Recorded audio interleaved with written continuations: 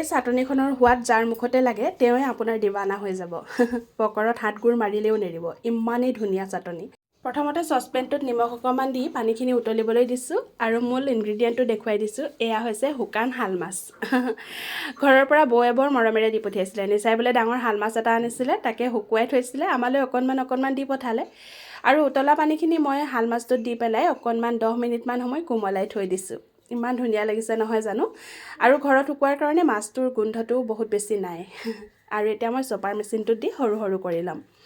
এনেকৈ যদি আপুনি শুকান মাছৰ চাটনি বনাই খোৱা নাই তেতিয়াহ'লে এবাৰ বনাই খাব আৰু আপুনি নিজেই ক'ব আমি হৈছে মধ্যবিত্ত পৰিয়ালৰ মানুহ গতিকে টেমাটোত তেল ভৰোৱাৰ পিছত পেকেটটোত থকা তেলখিনি চুচি দিয়াটো আমাৰ পুৰণা অভ্যাস আৰু সেই তেলখিনিকে দি মই তাতে দি দিছোঁ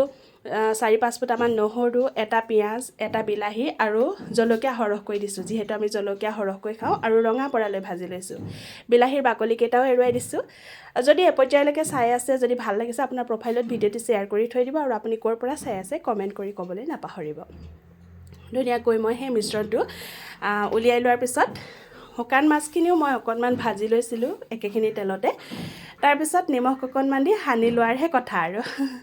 আৰু এয়া চাওক কি ধুনীয়া লাগিছে ৰ'ব শেষ হোৱা নাই ইয়াতে দি দিলোঁ আৰু অকণমান নিমখ কম হৈছিলে লগতে দি দিলোঁ ধনিয়া আৰু সোণত সুৱগা চৰিল